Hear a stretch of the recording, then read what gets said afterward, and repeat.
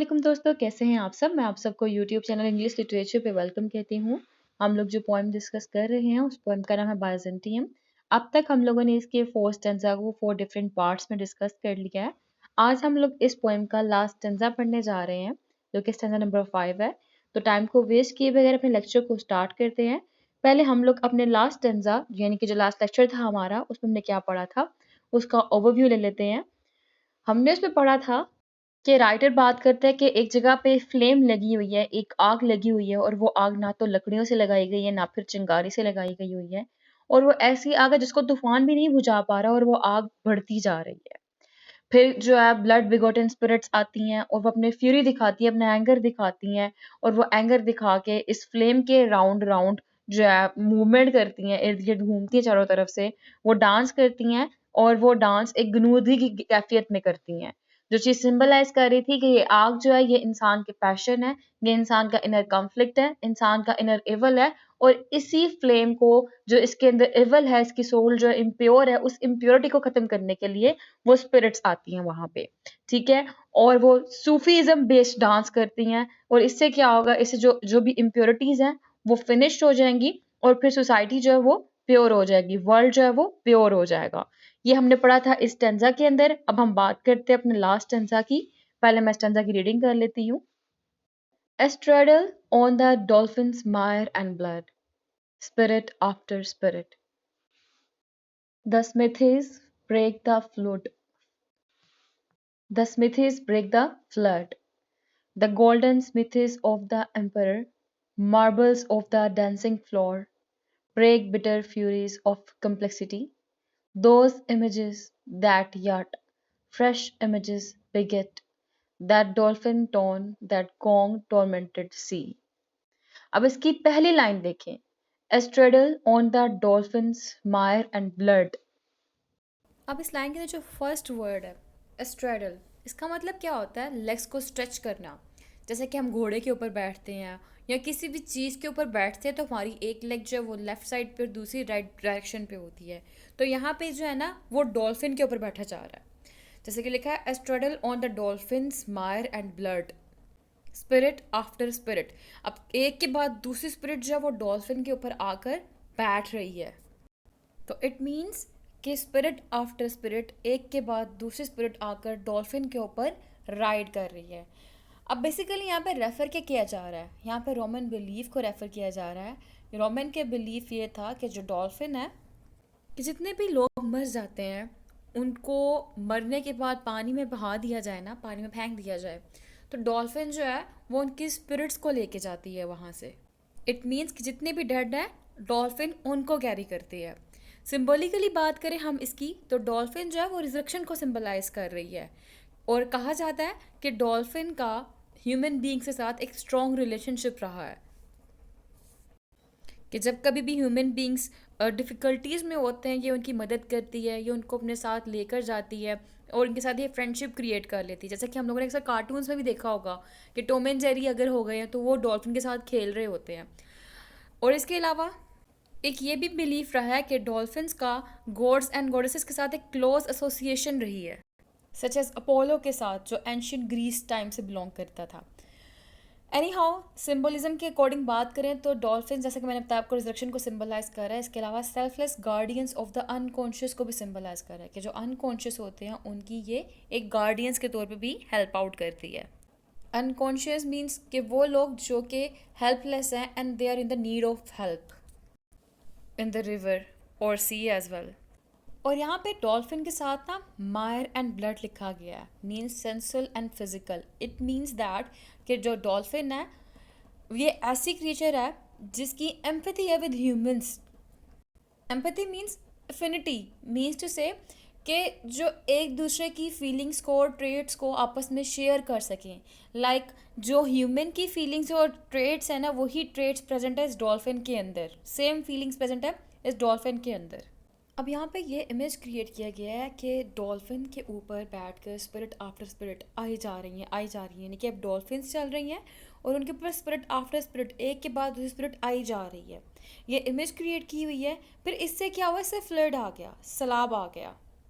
जब सैलाब आ गया, जब फ्लड आ गया तो स्मिथिस कहते हैं ब्लैक स्मिथ को, लोहार को। उसने ये किया, ब्रेक द फ्लड, उसने फ्लड को तोड़ दिया, ख़त्म कर दिया। अब जो है ये ब्लैक स्मिथ, ये एक फ्लड क्रिएट करते हैं। मीन्स टू से, इस बात का मतलब क्या है? इस बात का मतलब ये है कि डॉल्फिन के ऊपर स्पिरिट्स बैठकर आ गई हैं, वो बाइजेंटियम के बीच तक पहुंच गई हैं, अब वो मार्बल तक जा रही हैं, वो मार्बल जहाँ पर उन्हें डांस करना है। एनी हाउ, अब क्या हुआ है कि जो ब्लैक स्मिथ है वहाँ पे इनको ऑर्डर देते हैं, ठीक है, क्योंकि इनको एम्परर ने ऑर्डर दिया होता है कि तुम लोगों ने जो चीज़ें उनके अंदर बैलेंस रखना है, चीज़ों को डिस्ट्रॉय होने देना, ठीक है। तो इसीलिए अब ये स्मिथिस जो है ना, ये बेसिकली स्पिरिट्स को स्टॉप कर रहे हैं, उनको रोक रहे हैं। ये नहीं चाहते कि जो सोल है वो प्योरीफाई हो जाए, उनकी परगेशन हो जाए, इनकी ये डिमांड नहीं है। इसीलिए यहाँ पे लिखा है the smithies break the flood, mean to say कि स्मिथिस जो है वहाँ पे सैलाब ले आए। इट मीन्स ये कि वो स्मिथिस जो है सिंबॉलिकली यहाँ पे बताया जा रहा है कि उन्होंने उनके रास्ते में रुकावट क्रिएट कर दी और उनको ऑर्डर दिया है कि आप लोगों ने आगे नहीं जाना। और ये ऑर्डर क्यों दिया है? क्योंकि ये ऑर्डर बेसिकली एम्परर ने दिया था इनको। जैसे कि नेक्स्ट लाइन देखिए, the golden smithies of the emperor.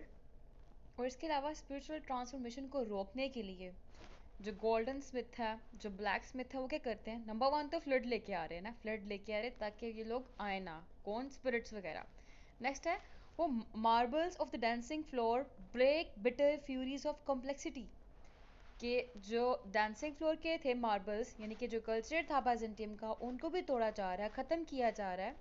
Break bitter furies of complexity, ये जो बैजेंटाइन मार्बल्स हैं जहाँ पे डांस होता था, ये भी बेसिकली किसके अगेंस्ट है? ये बेसिकली ह्यूमन इमोशंस के अगेंस्ट है। अब क्योंकि जो ह्यूमन इमोशंस हैं प्रेजेंट टाइम पे क्या हुआ है, इम्प्योर हो चुके हुए हैं ना, तो इसीलिए जो मार्बल्स हैं, मार्बल्स क्या है? आर्ट है। तो आर्ट जो है वो इस चीज़ के अगेंस्ट है कि आप इम्प्योरिटीज़ को प्रेफरेंस दो। तो इसलिए वो भी यहाँ पे बात करें बिटर फ्यूरीज ऑफ कॉम्प्लेक्सिटी, ये चीज़ रेफर कर रही है कि जिस तरह से सोल को प्योरीफाई होने से रोका जा रहा है ना, ये चीज़ इनके लिए एक बुरी चीज़ है। मार्बल्स के लिए, आर्ट के लिए, आर्ट भी चाहती है कि सोल को प्योरीफाई किया जाए, परगेशन की तरफ भेजा जाए, सोल को स्पिरिचुअलिटी की तरफ ट्रांसफॉर्म किया जाए। नेक्स्ट लाइन्स देखें, those images that yet fresh images बिगेट। बिगेट means produce होना, रिप्रोड्यूस होना, जनरेट होना। क्योंकि जो कॉम्प्लेक्स इमोशंस के इमेजेस होते हैं ना, यहाँ बताया गया वो फ्रेश इमेजेस को बिगेट, रिप्रोड्यूस करते हैं, जनरेट करते हैं। तो इसीलिए ये जो मार्बल डांसिंग फ्लोर था, ये निगेट कर रहा था कॉम्प्लेक्सिटी ऑफ लाइफ को, ह्यूमन बींग्स की इम्प्योरिटीज़ को। क्योंकि अगर कॉम्प्लेक्सिटी रेफर्स टू यहाँ पे इम्प्योरिटी, ठीक है, जो प्योर ना हो, तो कॉम्प्लेक्सिटी जो है वो ऐसे इमेजेस क्रिएट करते हैं जिनसे न्यू इमेजेस आते हैं। Images in fire, fire means passion, ठीक है, वो इमेजेस जो कि प्योर ना हो। तो यहाँ क्या बताया गया है? यहाँ ये बताया गया है कि अगर ह्यूमन बीइंग की जो सोल है, जो इमोशंस हैं, वो तो इम्प्योर होते हैं, और उनको प्योर ना किया जाए तो क्या होगा? उससे उससे फिर फर्दर इमेजेस क्रिएट होंगी माइंड के अंदर। वो कौन सी होंगी? वो भी नेगेटिव इमेजेस ही होंगी। और इससे क्या होगा? इससे जो पहले प्रॉब्लम्स थी, उन प्रॉब्लम से फिर न्यू प्रॉब्लम्स जो है वो प्रोड्यूस होंगी। अब इसके बाद क्या होता है? That dolphin torn that gong tormented sea. अब हुआ क्या था? पहले तो फ्लड ले आए कि स्पिरिट्स आगे ना आए। फिर क्या हुआ? फिर मार्बल्स को तोड़ा गया, संगमरमर को तोड़ा गया, वो जहाँ पे डांस किया जाता था, सूफीज्म बेस्ड। अब उसके बाद क्या हुआ? उसके बाद डॉल्फिन टॉर्न। लेकिन इन सब के बावजूद भी जो प्रोसेस था स्पिरिट्स का, वो कंटिन्यू हुआ है। अब इसमें क्या होता है? कैथेड्रल से गोंग बजता है, घंटा बजता है, और उस घंटे की आवाज़ से जो नाइट की साइलेंस थी ना, वो डिस्टर्ब हो जाती है। और डॉल्फिन्स जो है वो समंदर को फाड़ते हुए, मीन्स कितनी टोन करना, फाड़ना, पार्ट कर देना समंदर के, चल रही हैं स्पिरिट्स को अपनी बैक पे लिए हुए। तो ये तो इसकी एंडिंग हुई। लेकिन हमने इस स्टैंजा की लाइक इंटरप्रिटेशन करते हुए देखा क्या? इसके ना एनालिसिस दो तरह से होता है। एक तो जो मैंने अभी बताया ना उस तरह से, एक ये भी इसका एनालिसिस है कि डॉल्फिन्स की स्पिरिट्स, जो स्पिरिट्स है ना, वो डॉल्फिन्स की बैक के ऊपर आ रही हैं। अब क्या हुआ है? जब वो आ रही हैं तो ब्लैक स्मिथ जो है और गोल्डन स्मिथ जो है, उन्होंने उसके रास्ते में ना रुकावट पैदा कर दी है। कि वो आगे ना जा पाए, क्योंकि वो चाहते हैं कि जो ह्यूमन की सोल है मरने से पहले प्योरीफाई ना हो। ठीक है, अब उसके बाद क्या होता है, लेकिन इन सब के बाद marbles of the dancing floor, यहाँ पे मेंशन किया गया है culture, art, art of the Byzantine. ठीक है, बाइजेंटियम की जो आर्ट है ना उसको मेंशन किया गया है कि बेशक उन्होंने स्पिरिट्स को रोका हुआ है, उनके लिए रुकावट बने हुए हैं, लेकिन जो मार्बल्स है ना, जो संगमरमर है, जो डांसिंग फ्लोर है, वहाँ का जो आर्ट है, उस आर्ट ने किया है, उस आर्ट ने जो बिटर फ्यूरीज ऑफ कॉम्प्लेक्सिटी है, यानी कि जो ह्यूमन इमोशंस हैं, जो ह्यूमन फीलिंग्स हैं, वो वाली फीलिंग जो कि इम्प्योर होती है, उनको समहाउ रिमूव करने की कोशिश की है। और those images that yet fresh images beget, कि वो इमेजेस जिनसे मॉडर्न मॉडर्न वर्ल्ड के इमेजेस माइंड के अंदर क्रिएट हो, उनको भी खत्म करने की कोशिश की है। किसने? Marbles of the dancing floor ने। ठीक है, और फिर भी अपना प्रोसेस कंटिन्यू रखा हुआ है स्पिरिट्स ने। डॉल्फिन जो है, डॉल्फिन स्टिल समंदर में चल रही हैं। समंदर में चलते हुए क्या हो रहा है, जिस समंदर जो है वो अपार्ट हो रहा है, फैल रहा है दो टुकड़ों के अंदर। और इसके अलावा फिर एक घंटा बजता है वहां पर, और उससे नाइट की साइलेंस डिस्टर्ब हो जाती है। ये था दूसरा एनालिसिस। तो हम लोगों ने दो पढ़े स्टेंजा के एनालिसिस। नंबर 1 में क्या हुआ है कि मार्बल को गोल्डस्मिथ और ब्लैकस्मिथ ने तोड़ दिया। ठीक है, और तोड़ने की रीजन क्या थी, क्योंकि मार्बल भी स्पिरिट्स की तरह चाहती थी कि जो ह्यूमन के इमोशंस उनको प्योरीफाई कर दिया जाए, लेकिन जो गोल्डस्मिथ और ब्लैकस्मिथ थे वो नहीं चाहते थे कि ह्यूमन की सोल्स को प्योरीफाई किया जाए। और इसी बेस पे क्या हुआ कि जो इमेजेस प्रॉब्लम क्रिएट करते थे वो इमेजेस फर्दर प्रोसीड हो गए और बढ़ गए, कि और प्रॉब्लम्स बढ़ गई। एक हमने ये देखा इसका एनालिसिस करते हुए, और दूसरा पर्सपेक्टिव हमने देखा कि इसमें मार्बल्स हैं, मार्बल्स ने जितनी भी फ्यूरीज ऑफ कॉम्प्लेक्सिटी है उनको खत्म किया था। मार्बल ने वो इमेजेस खत्म किया माइंड के अंदर से जिनके अंदर से नेगेटिविटी प्रोड्यूस हो, या फिर जिनसे आप मॉडर्न वर्ल्ड का कॉन्सेप्ट माइंड के अंदर लेके आओ, आप आर्ट से दूर हो जाओ, आप रिच कल्चर से दूर हो जाओ। ठीक है, तो मेन आइडिया जो इस स्टेंजा में दिया गया है वो स्पिरिचुअलिटी का दिया गया है, वो आर्ट की प्रेफरेंस का दिया गया हुआ है, वो जो सोल की इम्प्योरिटी होती है उसकी बात की गई हुई है कि ह्यूमन लाइफ जो है जब वो अर्थ पे है तो वो इम्प्योरिटी को प्रेफरेंस देता है, अपने इमोशंस को, अपने फीलिंग्स को प्रेफरेंस देता है।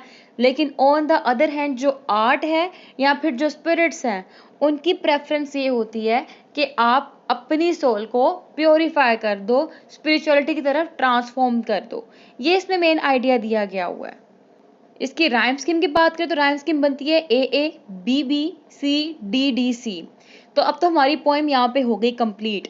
तो ओवरऑल हमने देखा अब तक जितने भी स्टेंजाज हमारे पास आए, 5 थे ना, सबकी राइम स्कीम सेम थी, A A B B C D D C. ये सबकी राइम स्कीम सेम थी।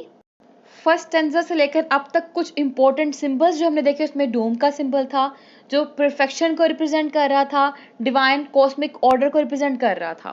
फिर हमने देखा द गोल्डन बर्ड जो कि unattainable made real timeless art को रिप्रेजेंट कर रही थी, आर्टिस्टिक फ्रीडम को रिप्रेजेंट कर रही थी, इमोर्टेलिटी को रिप्रेजेंट कर रही थी, और बाइजेंटाइन के आर्ट को और उसके कल्चर को रिप्रेजेंट कर रही थी। फिर हमने फ्लेम को देखा जो कि मेटाफिजिकल फायर थी, और वो ह्यूमन के जो इंटरनल इमोशंस होते हैं, उसकी एनर्जी, उसके जो पैशन होते हैं, उसकी फीलिंग्स होती है, उसकी एक्सटेसी होती है, उसको रिप्रेजेंट कर रही थी। फिर हमने डॉल्फिन्स को देखा जो कि रिजरेक्शन का सिंबल है, self guardians of the unconscious का सिंबल है। फिर हमने सी को देखा, सी जो है वो सोल को, मेमोरी को, लव को, अनकॉन्शियस को, यूनिवर्सल अनफॉर्म्ड माइंड को सिंबलाइज कर रहा है। इसमें 5 थीम बहुत इंपॉर्टेंट थे। नंबर 1 पे battle between immortality and the creative process, number 2 पे नेचर वर्सेस आर्ट, नंबर 3 पे human imperfection and the perfected form of art, number 4 पे spiritual regeneration through aesthetics, and number 5 पे tension between terrestrial life and soul life. Terrestrial means earthly life, worldly life. इस poem के जो stanza थे वो हैप्पैजार्ड form में थे, means to से अनसिस्टमैटिकल फॉर्म में थे, कोई सिस्टमैटिकल उनके अंदर सिमेट्री नहीं थी प्रॉपर फॉर्म में। और हर स्टेंजा के अंदर 8 लाइंस थी, और उन 8 की 8 लाइंस की राइम स्कीम मैंने आपको बताया A A B B C D D C थी। और इस पोएम का लिंक सेलिंग टू बाइजेंटियम के साथ था, ये उसकी सिस्टर पोएम कंसिडर की जाती है। सेलिंग टू बाइजेंटियम में यीट्स की विश थी कि वो बाइजेंटियम में जाए, ठीक है, और हम देखते हैं बाइजेंटियम पोएम के अंदर वो अब बाइजेंटियम के अंदर है। तो राइटर ने इस पोएम के अंदर इमेजरी, सिंबलिज्म और एलोगोरिकल एक्सप्रेशंस का बहुत ज़्यादा यूज़ किया है। और यूज़ करते भी क्यों ना, क्योंकि W.B. येट्स फेमस भी इसी बेस पे है, अपने सिंबोलिज्म की बेस पे। और सबसे इम्पोर्टेंट क्वेश्चन है येट्स का, अगर जनरली पूछा जाता है ना कि डिस्कस येट्स एज अ सिंबोलिस्ट, या फिर डिस्कस सिंबोलिज्म इन येट्स पोइट्री या येट्स राइटिंग, ये बहुत पूछा जाता है सवाल। तो एनी हाउ आई होप कि आपको ये पोएम अच्छे से क्लियर हो चुकी होगी, कोई कन्फ्यूजन नहीं रही होगी। Thank you so much for watching this video. दुआओं में खास याद रखिएगा। टेक केयर, फिर मिलते हैं नेक्स्ट वीडियो में नेक्स्ट लेक्चर के साथ। तब तक के लिए अल्लाह हाफिज़।